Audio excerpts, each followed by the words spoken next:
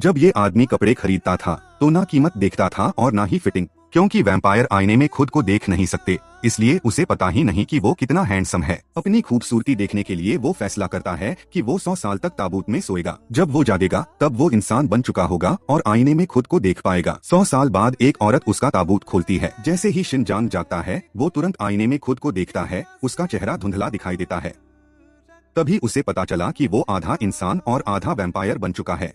ये देखकर शिनजांग हैरान रह जाता है, सिर्फ इसलिए कि उस औरत ने ताबूत एक दिन पहले खोल दिया, वो इंसान नहीं बन पाया। ये सोचकर उसे बहुत गुस्सा आता है। गुस्से में वो उस औरत का खून पीने की कोशिश करता है, लेकिन रनहुई को लगता है कि वो उसे नुकसान पहुंचाएगा, इसलिए वो पहले ही उसे काट लेती है।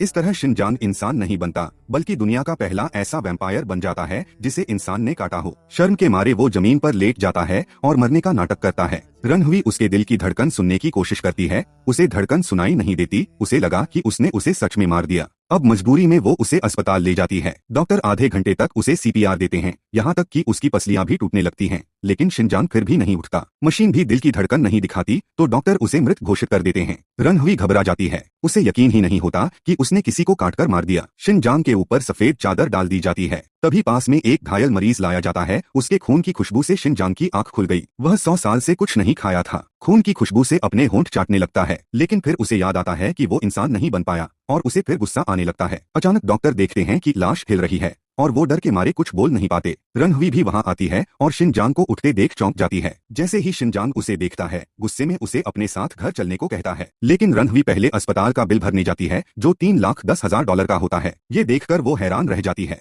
असल में शिनजांग के पास कोई पहचान नहीं होती, इसलिए वो मेडिकल इंश्योरेंस भी इस्तेमाल नहीं कर सकता। मजबूरी में रनहुई को ही पैसे देने पड़ते हैं। जब वो कार्ड से पेमेंट करती है तो शिनजांग को ये बहुत अजीब और दिलचस्प लगता है। रनहुई कहती है कि अब दोनों बराबर हो गए हैं और उसे दोबारा उसके पास आने की जरूरत नहीं है। शिनजांग उससे उसे घर छोड़ने को कहता है, लेकिन रनहुई सोचती है कि वो फिर से उसका घर छीनना चाहता है, इसलिए वो मुड़कर चली जाती है। 100 साल सोने के बाद शिनजांग को ये तक नहीं पता कि सड़क कैसे पार करते हैं। अब सवाल ये है, क्या वो अपना घर ढूंढ पाएगा?